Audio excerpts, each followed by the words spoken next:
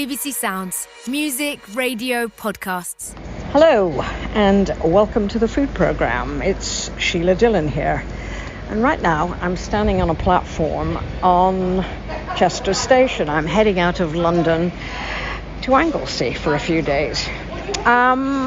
This is just to say, on my travels, that I hope you'll enjoy, even be fired up by this episode, which is looking at claims that the big food companies are using their power to undermine legislation meant to protect public health, particularly children's health.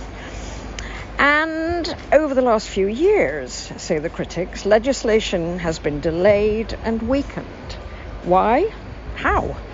They seem to us like good questions to be asking when this government has committed itself to raising the healthiest generation of children ever.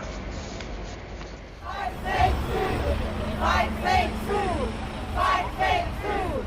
Fight fake food! Fight fake food, an unlikely chant from a long line of campaigners marching through London's West End on a recent sunny Sunday, the streets and pavements dense with tourists who looked mostly puzzled by the chant, I suppose, the strawberry-shaped placards and the lead banner exhorting them to learn to cook now. I'm here very much because we are targeting young people at the moment through the big food companies.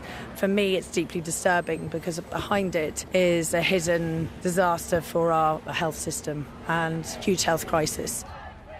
Claire Mackenzie, producer of the documentary 6 Inches of Soil, at what the organisers called a good food march. The point was to deliver a huge pork pie, which you can see on our social media, to 10 Downing Street, except there was no pork. The pastry case was full of words, encouragement and demands for the government to face up to the damage that so-called fake food is doing to the nation's health, and the role that the big food companies play in that damage through advertising and lobbying.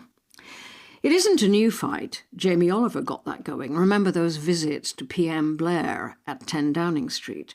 But successive governments have delayed and diluted legislation that campaigners say could have made a difference to our children, who are relentlessly, it seems, getting fatter and sicker.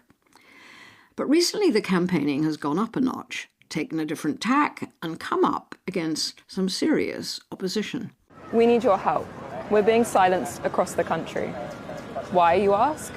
Our billboards giving young people a commercial break and calling out junk food giants have now been rejected by the biggest UK outdoor advertisers. So you won't see it here. If you're on Instagram, you might have seen this video. It all started months ago. We were fed up with junk food ads taking over our spaces. So we launched a bold experiment, a massive youth-led billboard campaign, flipping the tactics of the food industry right back at them. Our message was simple. That video was made by a group of young campaigners called Bite Back 2030. They've been on the food programme before. In our two-parter, What is Making My Child Fat, in 2020, I went to Leicester to spend a morning with food campaigner Dev Sharma. Ready? Morning, Sheila. Hello. We met at his home just after breakfast and then walked to school together. So we're just coming near to the school gate. Right opposite our school, there's a sweet shop. Next to it, there's a Subway. Next to it, there's a Greggs and there's a Morrison's. After school, you're going to see all the young people first going to the corner shop. I support local businesses, but I feel like making money off young people's health and children's health cannot be the way forward. Dev Sharma was a model campaigning sixth former, winning the Diana Award for his food poverty activism. Though it didn't stop him doing well in his exams, he's now studying at the University of Cambridge. Bite Back's campaigning, meanwhile, goes on. They are very media-savvy teenagers, always aware of what attracts attention to their agenda and the changes they want made to the way that highly processed foods, that's sweet, fatty, salty, completely Moorish foods, are made, marketed and sold. But, they say, their latest campaign has been, quote, effectively silenced after being rejected by two of the UK's biggest outdoor advertising companies, JC Deco and Global. 17-year-old Farid from Manchester was one of the campaign's organisers. The main part that I took part in was the commercial break campaign, which was set up to be a symbolic show of resistance against the efforts that massive food companies are taking to play a starring role in the minds of young people. We put some billboards up in London which essentially read out, "We bought these ad spaces so the junk food giants couldn't. We're giving kids a commercial break." And I feel like that commercial break aspect of it is quite important, to know the prevalence of junk food adverts in our high streets and local spaces, and giving kids the opportunity to step away from that was quite important for us. I grew up in Cheetham Hill, which is known to be quite a deprived part of Manchester. For me, I'm a football man, so trying to find that balance between living a healthy lifestyle was especially difficult. I mean, you walk down your high street and you see a flood of junk food advertising, and it makes it incredibly difficult to keep up and keep in good shape. And not only did it have an impact on me, it had an impact on the people around me. I mean, my little brother right now can read junk food slogans like they're written on the back of his hand. And to know that's representative of so many young kids up and down the country who are living that same reality is truly frightening. How many junk food ads you see on a daily or hourly basis depends on where you live. To understand where and how those ads are placed, Biteback linked up with Professor Mark Green of Liverpool University. The data just don't exist out there on what's being advertised by whom for where. So we felt like we needed to get out there ourselves and collect that data. We ended up with a combination of a bicycle, my leg power, a 360-degree camera, and an AI model that we've developed to detect advertisements in the wild. So, with bike and camera, Professor Green set out to study Liverpool, Southwark in South London, Birmingham and Newcastle. And in April, he shared his findings. What we found is really 4 things. So one is that food advertisement is commonplace. 44% of all adverts that we found contained a food product. Within those food adverts, 57% had at least one product that was high in fat, salt and sugar. We found that they were inequitable or unjust in where they were located. So they were primarily located in the most deprived communities, and they also targeted the areas in which children often visit. So we found that 1/3 of schools had an advert that was high in fat, salt and sugar within 400 metres, so just a short walk away. Indeed, we found one school in Byker in Newcastle that had 7 adverts that were high in fat, salt or sugar. So with the background clear, the Bitebackers teamed up with another campaigning group, Impact on Urban Health, to buy space on some big billboards in Southwark in South London. Young activists bought this ad space so the junk food giants couldn't, is what the billboards said. They were powerful and so effective, Biteback decided to go national. But a couple of days before our first release, one of the biggest outdoor advertisers pulled it, and then a couple of weeks after, it got completely censored by the second. It was very frustrating for me because, a lot of work had gone in behind the scenes, and I feel like I played quite a crucial part in that campaign, and to see those corporations kind of stripping that away from us was quite sad to see. And do you understand why a large, major company might pull the advertising? I'd say it's mainly for profit purposes. I mean, if more people are aware of the issue, then more people will demand change, and that might alter some of the profit that they're generating. 17-year-old Farid talking to our reporter Howard Shannon.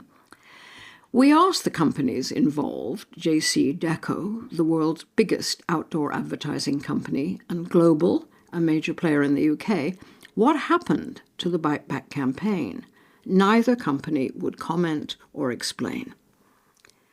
The government has promised legislation to protect children from junk food advertising, none to appear on TV before 9 p.m, and a total ban on paid-for online ads. But in May, they said they were delaying putting the rules into effect, early next year instead of this autumn. Biteback's Dev Sharma had this to say on his social media. This is a law that was passed in 2022, but its implementation has been delayed again and again and again. As young people growing up in today's digital world, we don't need another report to tell us that junk food advertising is bad for child health. We live in that reality every single day. Dev Sharma. Government says it expects the industry to voluntarily comply with the original October deadline. The delay was due to questions raised by the food industry on whether food brands can advertise without showing unhealthy food products. So the government is now clarifying the legislation so that adverts promoting brands rather than specific products won't be affected by the new restrictions. It's these sorts of legislative amendments that concern Cathy Cliff, campaign coordinator for the Soil Association charity. Recently, she used a Freedom of Information request to the Department of Health to find out how changes were made to another new government document. This one was guidance around food promotions in shops. We discovered that the Food and Drink Federation, which represents a lot of the big ultra-processed food companies in the UK, had been bragging on its website that it had successfully had the words minimally processed removed from government documentation. It was very intriguing. Why was this such an important thing for them that they put it as a key win for 2023? And we wanted to find out more, and we wanted to see what the government response had been to their lobbying. We asked the Food and Drink Federation why getting rid of the words minimally processed was so important. They said the references to processing, which was not covered in the legislation, would add confusion.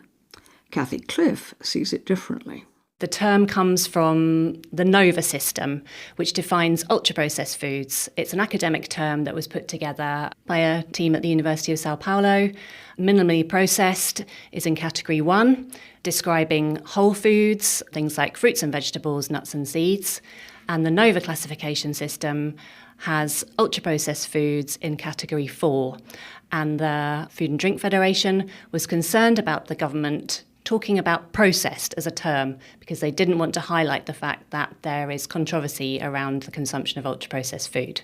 This means that ultra-processed products such as pizzas, cakes, fizzy drinks, it's still possible to promote them as a buy one, get one free option, as long as they meet the nutrient profile model developed by the government.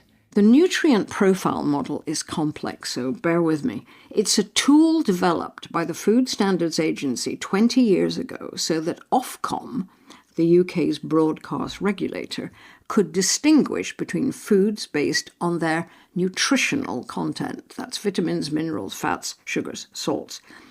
The newer science that looks at food not just in terms of their sugar, salt and fat levels, but in terms of processing and the level of additives was not taken into account back then when setting up that model. Scientific understanding has changed, but the rules haven't. So how does the Soil Association measure the impact of the removal of those two little words, minimally processed, from the guidance? People want healthier choices for themselves and for their families, but it's made really difficult by the way that products are arranged and promoted in shops.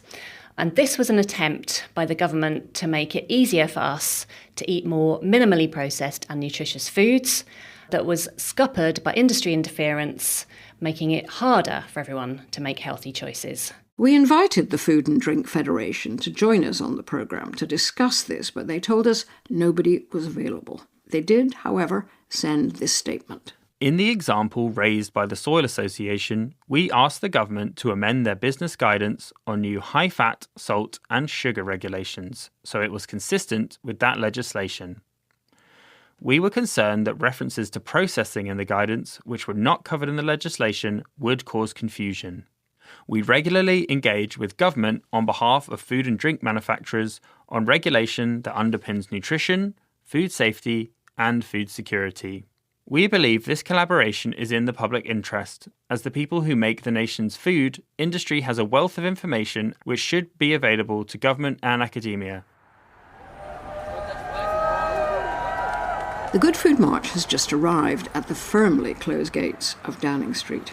And I've made my way to the front of the group, where the organisers, including Rosalind Rathouse from the Cookery School near Broadcasting House in central London, are wielding the huge pie. We've got a list of wishes to go to government. Chris van Tuliken. My wish is that food health policy would be made free from financial conflicts with companies that make or sell UPFs.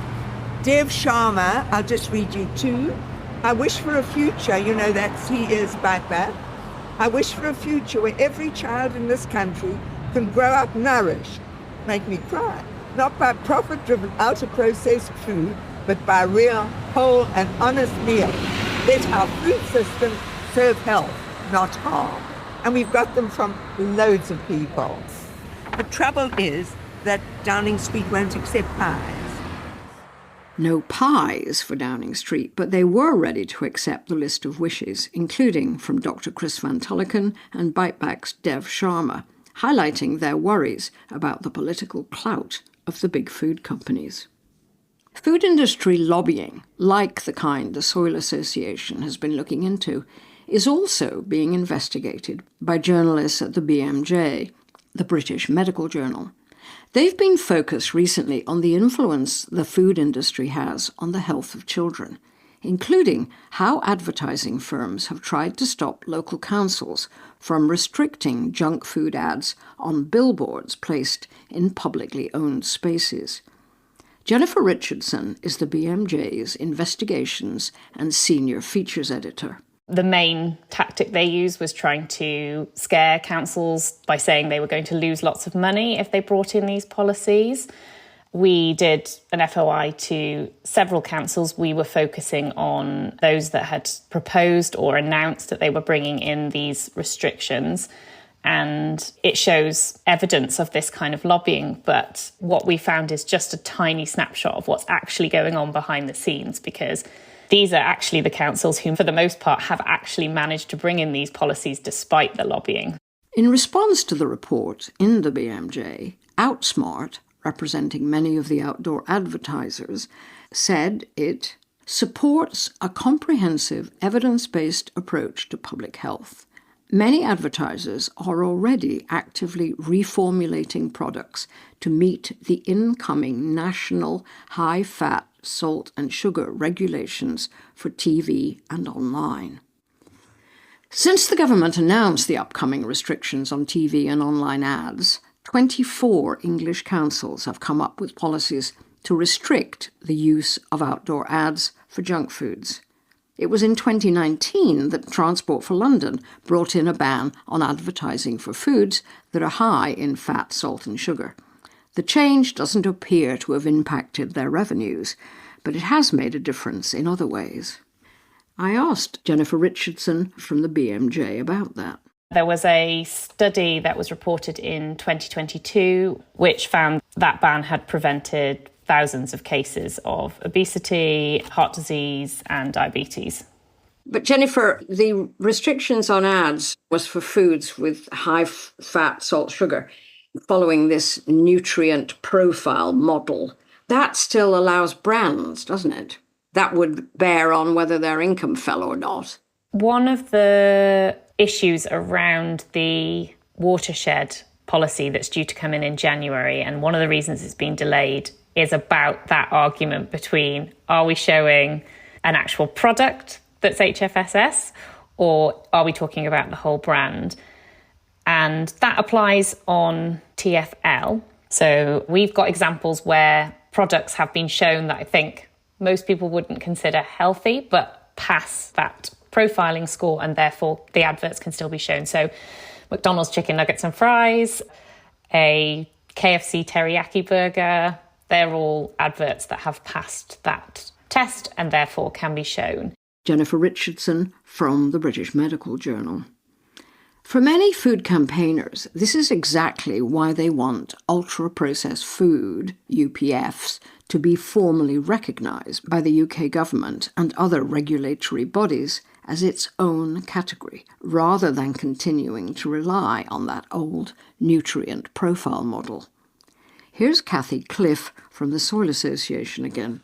We know that eating too much ultra-processed food means that you're eating less of the stuff that's good for you, the whole and minimally processed foods like fruits and vegetables. We know that ultra-processed foods are hyperpalatable, so they're easy to eat. We don't always know when we're full, and we therefore eat more. We know that these foods lack fibre and nutritional properties that are really important for the gut microbiome and therefore our health as a whole. It's convenient for the ultra-processed food industry to maintain the status quo where the government is not addressing our consumption of ultra-processed food because they sell an awful lot of it, and that's where the big money is made. And most of the marketing and advertising that we see is going into those kinds of foods and not the sort of healthy food that we should be eating, fruits and vegetables and so on. Cathy Cliff. In June this year, Baroness Meron, Under-Secretary of State from the Department of Health, outlined the government's views on ultra-processed foods in the House of Lords, responding to a question from the Labour peer Lord Seeker. Currently, there is insufficient evidence on the extent to which the processing of food itself negatively impacts health beyond poor nutritional content. We have commissioned research to further understand the health impacts of ultra-processed foods. We are focused on taking firm action to reduce the intake of foods and drinks that are high in saturated fat, salt or sugar, which also capture the majority of ultra-processed foods. My Lords, I thank the Minister. Research shows that ultra-processed food causes disease, disability and premature death.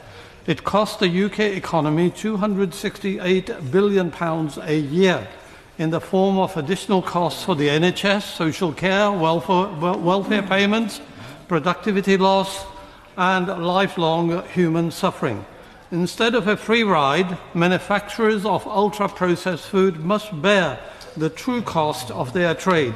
This could be in the form of a 5% levy on their turnover. Does the Minister agree? And if so, when will the government introduce it? Well, I'm interested to hear the suggestions of my noble friend. This government does not have that as part of its plan. Baroness Meron, perhaps on the back foot there, given that the newest research from the Food Standards Agency shows that ultra-processed foods are now up there with food costs as a public worry. Over at Bite Back HQ, their newest social media videos are making hay with the silencing of their billboard campaign. They've been sent hundreds of supportive messages. Here are a few recorded by some of the youth campaigners. I think the advertising space people have made a huge mistake. This is going to catapult your campaign right into the spotlight. People power to the rescue. You are awesome. If you want to advertise on the side of my house, feel free. Way to go. The government should support you. Norway just passed a law that prohibits marketing junk food to children and youth. If smoking ads are banned, then junk food should be too. It affects health. Great job and keep going. And so they did keep going, taking their campaign to Parliament, organising a mock inquiry with real MPs, including Fabian Hamilton, the Labour MP for Leeds North East, who asked questions to the young Bite Back members giving evidence. This is Anna. Every single day when I walk into school, that advert is in my face. And it's insulting to our entire generation that is what we have to see, that is what is bombarding us. In a sea of tranquility, we're being screamed at by these adverts. I think especially when you're looking at more deprived areas, you're seeing a plethora of these price promotions come into play because young people won't have a job, they won't have a steady source of income coming in. And we feel as though massive food companies are taking advantage of that. And what they're doing is they're creating cheap, affordable options for young people to use because they have nowhere else to go. It's the colours, it's the experience, it's the novelty of it all. I mean, the names on the bottles, the stickers on the cartons, stuff like that. It's fun, and it shouldn't be. Young people shouldn't have fun with food that's going to hurt them. It's not a novelty, it's children's health that we're talking about. But let me just come back to you for a minute on something that happened some years ago now here, the reduction of sugar in drinks. There was quite a reaction to that from the public. There were many supporters, of course. How do you deal with the anger that people feel you're restricting our right to do things? We are free humans, we can make the choices. That is one thing that is always thrown at us, it's the choice. But it's really not when it's the only options we've got. It's not a case of how we deal with things, what we want to decide for ourselves. It's about protecting those that can't, and it's making sure that all young people are seen in the same way and that we aren't just what works for marketing. And it's the cost. I mean, with the sugar tax, the outrage was because of the added cost, because it is those that are disadvantaged that are being impacted by this so much. Anna, and before her Fareed, giving evidence to the mock inquiry held earlier this month in Westminster. Baroness Anne Longfield, a member of the House of Lords and former Children's Commissioner, is also Chair of Trustees at Bite Back. The whole thing about Bite Back is it's about young people's voices and young people talking from their experience, which is just so powerful. You know, they will say, the moment I finished my exam, I turned on my phone and they were inundated by junk food ads saying, come and celebrate. Adults will wonder, how on earth did they know? Well, actually, young people have this in their lives day in, day out. So what was your reaction when these two major outdoor billboard advertisers pulled the advertising? I think it just shows you the grip that those companies have. You know, money talks. If they withdraw their money, those advertising companies will suffer. And sadly, that is talking in a very real way. So we want to break that link. We want that moral purpose to come back into advertising. Clearly, government has a role within that, but also all of those who have such power over that public space. But this mock debate this evening is in Westminster, so they obviously want the government to do something. That's right. As the Chair of Trustees, when you're talking to your colleagues in government, what is it you're encouraging them? First of all, to recognise this problem, to look at how it invades our public space through the TV screen, through wider screens, through public space, and actually see this as absolutely part of the health mission. Now, we've seen some great steps from government, I'm a Labour peer, in taking this seriously and really taking action. And I think this is about taking it to a next step and protecting our young people's health. Labour peer Baroness Anne Longfield, speaking to our reporter Howard Shannon. Great steps? Well, one of the recent ones, perhaps, is the announcement under the government's 10-year health plan is that large food businesses, including supermarkets, will be required to report how much healthy food they sell. It's something the industry supports, and some supermarkets are already doing it. Tesco, for example. Cathy Cliff, from the campaigning and charitable arm of the Soil Association, thinks it could go further. We welcome efforts to encourage retailers to report on healthy product sales. We want them to report on unhealthy product sales, including ultra-processed food. With the reporting from retailers, it looks as though the healthier definition is based on the nutrient profile model. So unfortunately, it's the same concern we have with the promotions guidance. Ideally, we would see more emphasis on reporting on ultra-processed foods and also encouraging retailers to make sure that the healthier options they're promoting and selling are those really healthy options like fruits and vegetables, nuts and seeds. Cathy Cliff. As I've said, the new rules on junk food marketing come into force in January, banning paid ads online and restricting TV ads to after the 9 p.m. watershed. But there are major loopholes, says Bite Back campaigner Anna, especially around sports sponsorship. I'm a big sports player myself. I've played women's rugby since I was 11. And the sports and the sponsorships always been a massive thing for me because these are people paying millions of pounds for nutritionalists. And I think that sports stars do need to stop with that advertising. I think bans in that area are also something that's important. But with the marketing, it needs to be a complete no, I think. And just completely getting rid of it and getting it out of the reach of children will impact so many young lives, and that's more important than them having 15 seconds on television. Anna, one of the Bite Back campaigners. Food companies don't sponsor a sports team because they think their logo will look nice next to a team's jersey colours. By sponsoring achievers and winners, junk food brands tie themselves to the elite performance of athletes.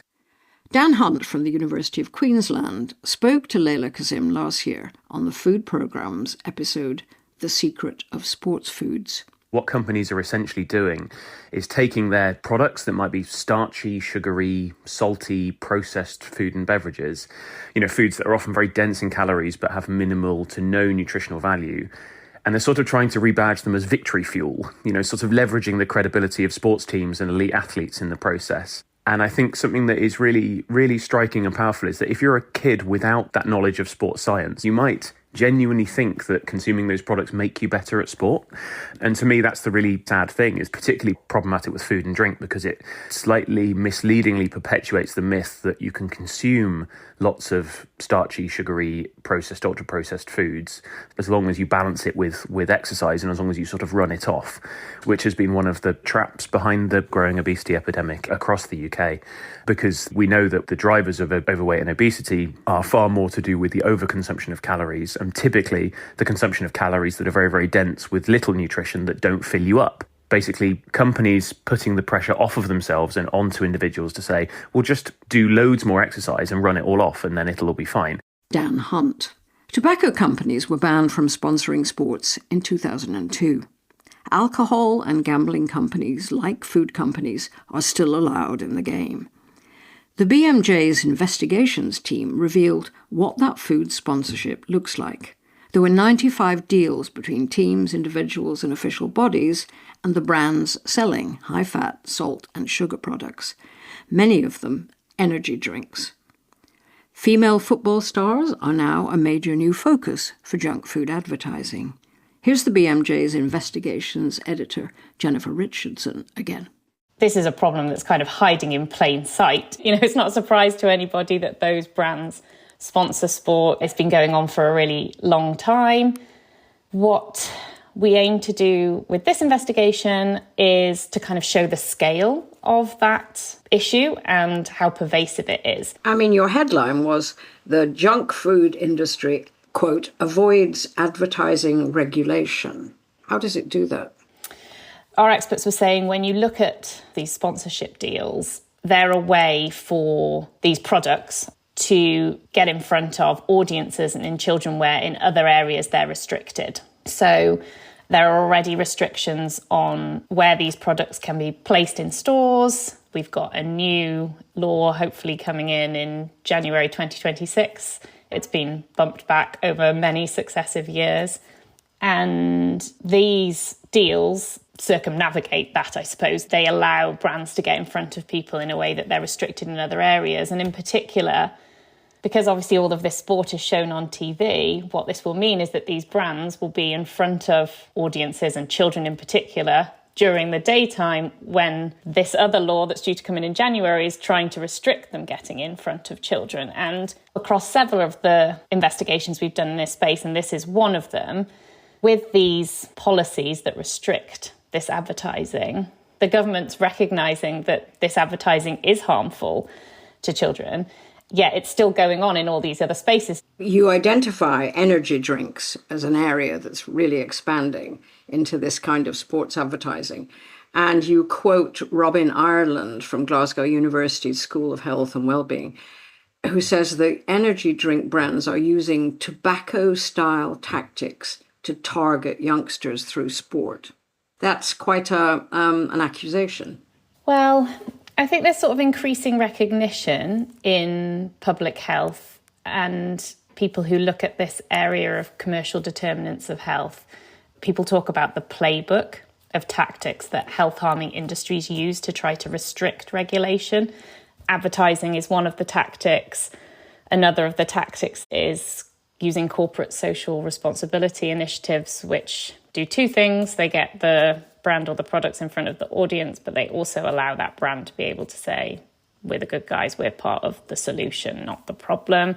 And what Robin's saying here is that big food also uses this playbook of tactics. The Food and Drink Federation, the trade body for the big food companies, told us physical activity is an essential element of a healthy lifestyle, which is why food and drink businesses are proud to partner with British sporting bodies, helping to keep many grassroots initiatives and national competitions viable.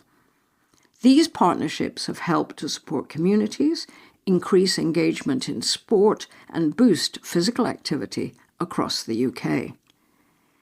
In response to the BMJ's findings, a parliamentary question was tabled by GP and Labour MP Simon Ofer, asking the Health Secretary whether he plans to bring forward legislative proposals to ban sponsorship of sports events by unhealthy food brands.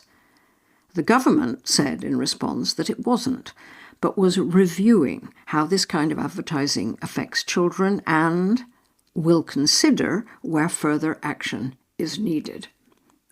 But sports sponsorship isn't the end of it. There's controversy about the expert group who advised the government on food and nutrition, SACNI, the Scientific Advisory Committee on Nutrition.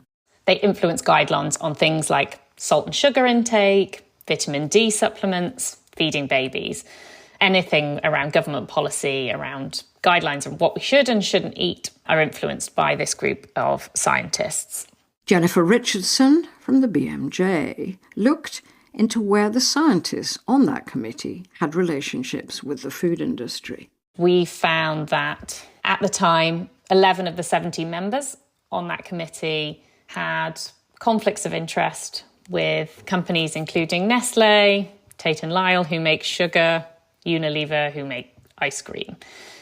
Now, what this investigation does not say, and what I am not saying, is that any of these individual scientists are corrupt or that they in any way set out deliberately to change guidelines or influence guidelines as a result of having those connections. What it is saying is that it is an issue that the people that advise the government are paid by big food. Our findings came from public documents. These scientists all publicly declared that they have these conflicts of interest.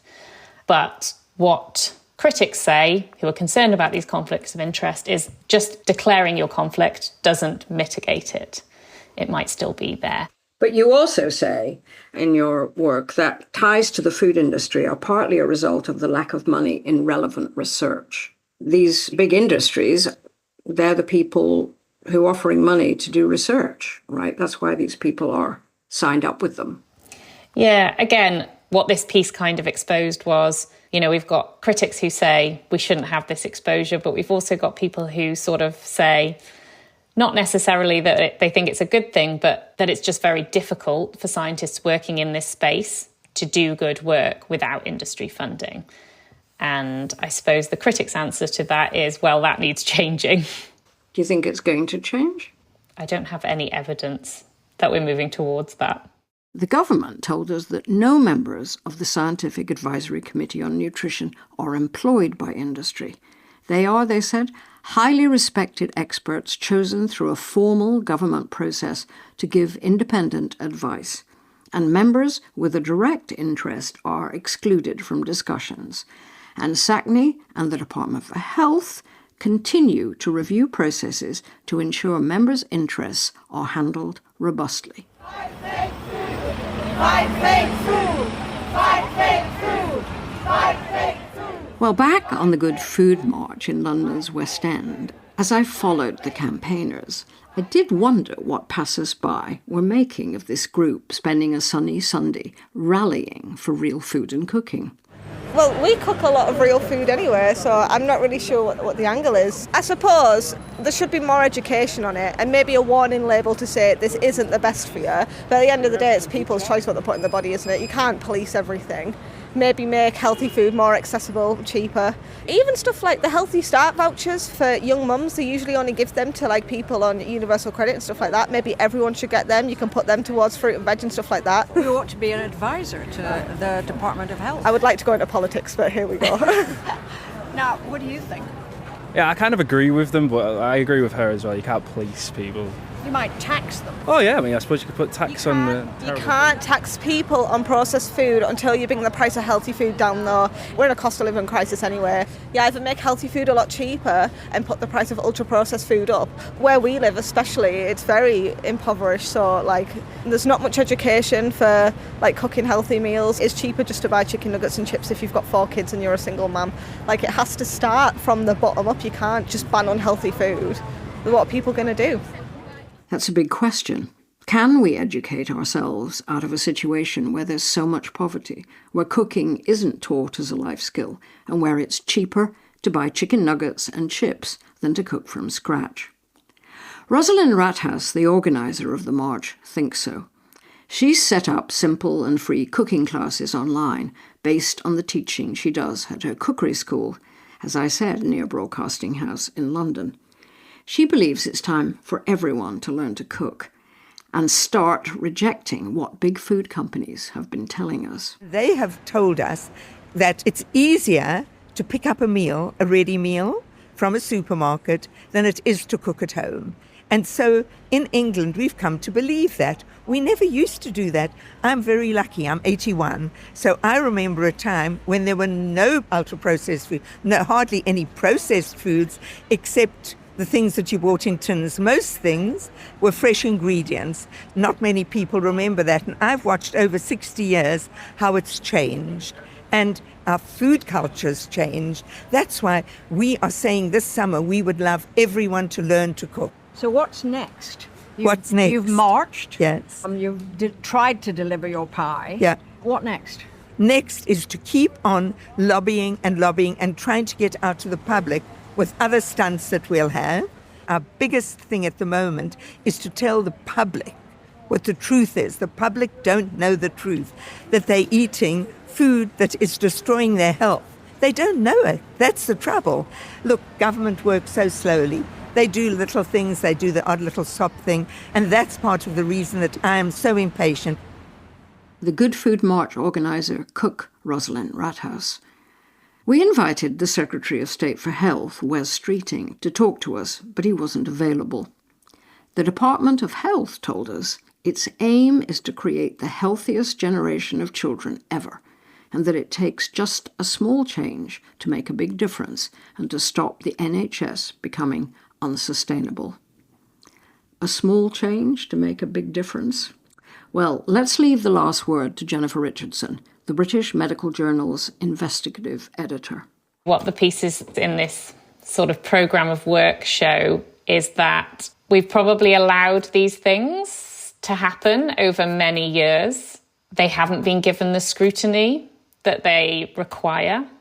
What these pieces do, I hope, is kind of expose that. And what our experts tell us when we talk to them about these things that we find is to say, this requires more scrutiny, this requires more regulation. And again, if with other policies, such as the watershed on junk food advertising to children on TV, if with that type of policy we are recognising the harmful effect that exposure to these brands has on children, why are we not also applying that concern and recognition in these other areas where those products and brands have influence? Well, if you've any thoughts on small changes that might make a big difference, or thoughts indeed on this edition, please get in touch. We are the food programme at bbc.co.uk, or you can find us on social media. We are at BBC Food Prog. Hi, I'm Mariana Spring, and I'm the BBC's social media investigations correspondent. This time on Mariana in Conspiracyland 2 for BBC Radio 4, I've been investigating the case of Paloma Shemirani, a 23-year-old woman who died of cancer having rejected chemotherapy in favour of alternative methods. Paloma's brothers say there's more to the story. They say her decision was influenced by the views of their mum, Kate Shemirani, a vocal British conspiracy theorist who shares misinformation about cancer online, a version of events which she disputes. Join me as I try to find out what happened and what Paloma's case tells us about the mainstreaming of anti-medicine ideas. Listen on BBC Sounds.